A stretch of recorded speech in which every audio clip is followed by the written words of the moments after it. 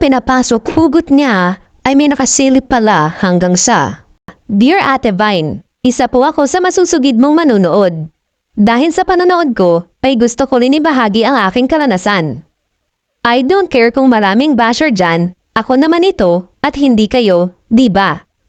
Hindi na lang ako magpapakilala and pa-hide identity na lang po Ate Vine." Nangyari ito noong February 14, araw ng mga puso. Alam niyo na pag-araw ng mga puso maraming kababalaghan. Wala po akong boyfriend Ate Vine. Sa totoo lang ayoko kasi ng obligasyon. Yung tipong kailangan mapang magpaalam sa bawat gagawin at pupuntahan mo. Kaya mas pinili kong maging single. Pero have fun naman. Galing po ako noon sa isang party. Party yun para sa nagmamahalan at naghahanap ng magiging kapartner. Maganda ang event na yon, ang daming pa-games, maraming food, and wine. Mag-e-enjoy ka talaga. Then may sweet music pa. Sinayaw ako ng isang lalaki na first time ko lang nakilala. Si Robert, guwapo, matikas, at may pagkamanyok ang pananalita niya. Sinabi ko na agad sa kanya na ayoko ng relasyon. Sinabi ko rin ang mga rason ko. Then sabi niya, kung ayaw ko ng relasyon, kung willing ako to have fun each others. Sabi ko depende, kung type ko ang guy. Then sabi niya, ako type mo ba? Sagot ko, medyo, sabay tawa kami. Pagkatapos na namin sumayaw, ay umupo kami at uminom. Maya-maya, may nag-aya naman ulit sa akin sumayaw, siya naman si Jasper.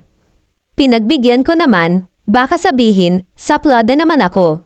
Habang nagsasayaw kami, marami siyang tanong.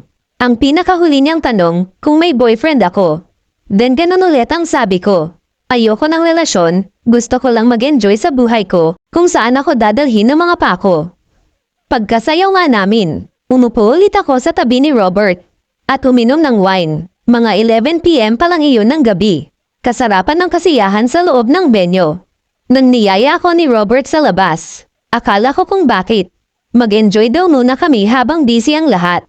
Sa labas ng benyo ay may isang gilid na pwesto at may mga nakaparking na sasakyan.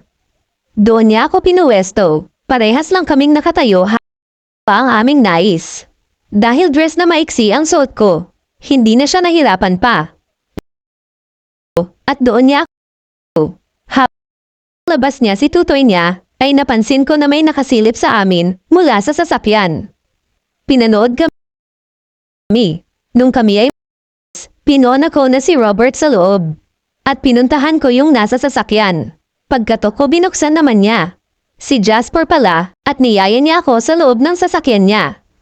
At doon sa akin ang patola na mahaba at malaki. Pagkatapos hanggang makatakas siya. Fast forward Ate Vine, isang buwan na ang nakalipas. Nagkita kaming muli ni Jasper. Nagkamastahan kami. At hindi na raw ako mawala sa isip niya simula nung nangyari yun sa amin. Parang hinahanap-hanap niya ako sa piling niya. Kaya sabi ko sa kanya, maghin kami. Pero nagulat ako sa sinabi niya. Hindi daw katawan ang habol niya sa akin, kundi ang buong pagkatao ko. Kahit nakita niya na nakipag-think ako sa iba, na sana nakakaawa na ng gana, pero hindi ganun ang nangyari, mahal na daw niya ako.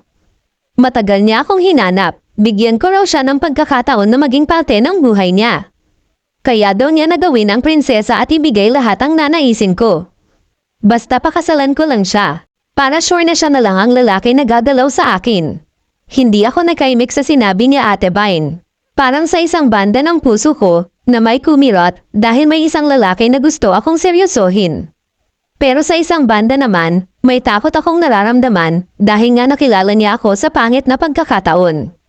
At isa pa, takot ako sa obligasyon ko. Bilang GF, bilang asawa, bilang babae sa bahay, hindi ko talaga alam.